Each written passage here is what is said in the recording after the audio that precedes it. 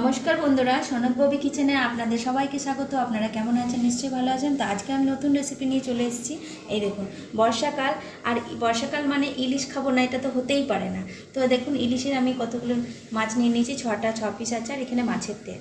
তো আজকে আমি ইলিশ মাছ এই যে কুমড়ো পাতা দিয়ে, এই যে কুমড়ো পাতা দিয়ে আমি ভাপা করব। তো চলুন বন্ধুরা, আমাদের সাথে থাকুন কিভাবে কি করছি। তো বন্ধুরা দেখো, আমি ইলিশ মাছের রেসিপির জন্য আমি এখানে সরষে নিয়ে নেব, যেহেতু এটা সরষে দিয়ে ভাপাটা হবে। এই যে সরষে, যেমন যতটা লাগবে সেই পরিমাণে আমি সরষে দিয়ে নিচ্ছি। আর এখানে এই যে কাঁচা লঙ্কা, তো এখানে তো সরষে আর কাঁচা লঙ্কাই লাগবে শুধু। আর ইচ্ছে করলে আপনারা পোস্তও দিতে পারেন, তো আমি এখন পোস্ত দেব না। তো এই যে মশলাটা আমি এখন পেস্ট করে নেব মিক্সিতে। দেখো, মশলা আমার রেডি হয়ে গেছে। তো আমি এখন এই মশলাটা এই যে ইলিশ মাছের মধ্যে মাখিয়ে নেব। সবগুলো ইলিশ মাছের মধ্যে এই মশলাটা আমি দিয়ে নেব, ভালো করে এটা মাখিয়ে। মশলা দিয়ে দিয়েছি, এবারে হলুদ দিয়ে নেব এর মধ্যে, এই যে লবণ, আর এই যে সর্ষের তেল, খাঁটি সর্ষের তেল। এটাতে তো আসল সেন্ট, দারুণ লাগবে। এই যে এটা দিয়ে পুরো মাখিয়ে নেব।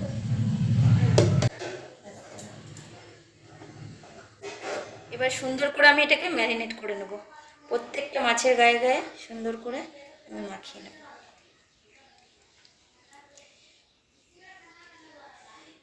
তো বন্ধুরা, আমার যদি ভিডিও তোমাদের ভালো লাগে তো প্লিজ লাইক, শেয়ার, সাবস্ক্রাইব করে পাশে থাকবেন বন্ধুরা।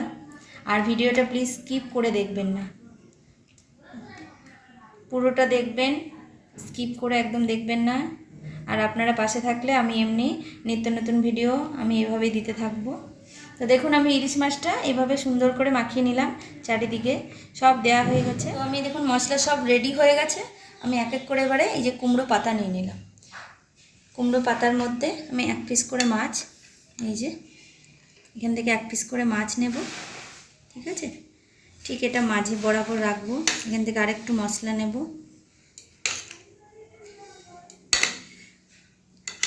অনেকে লাউ পাতা দিয়েও করে বন্ধুরা, তো আমি লাউ পাতা আমার কাছে ছিল না, তো আমি কুমড়ো পাতাই আছে, আর কুমড়ো পাতা দিয়ে করছি।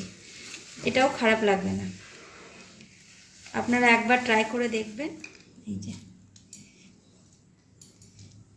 আমি বেঁধে নিলাম, এবারে এটার সঙ্গে এটা গিট মেরে দেবো আমি। দেখো এইভাবে মুড়তে হবে। তবে বন্ধুরা দেখুন, সবগুলো আমি বাইন্ড করে নিয়েছি। এই যে এরপর এটা ভাপাতে দেব।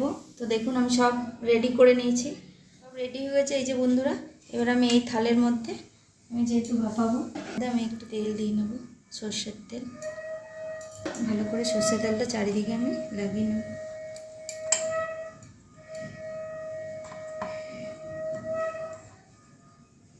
এক এক করে আমি এগুলো দিতে থাকবো। এখানে এইভাবে করে বসিয়ে দেব, এইভাবে বসিয়ে দেব।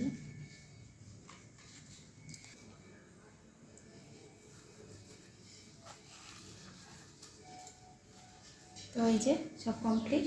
এই ঢাকনা দিয়ে আমি এইভাবে বন্ধ করে দেব। কড়াইয়ে জল দিয়ে দিলাম,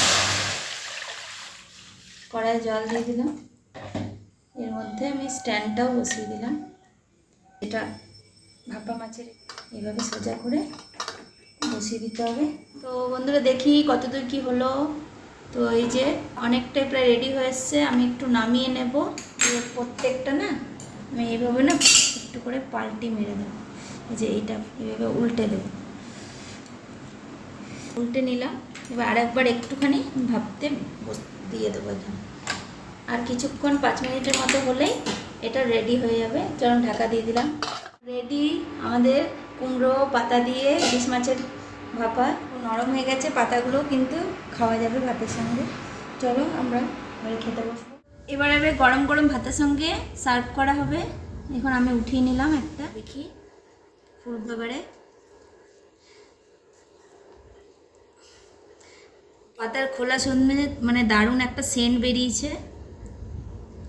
এই যে দেখো বন্ধুরা, পুরো একদম সেদ্ধ হয়ে গেছে।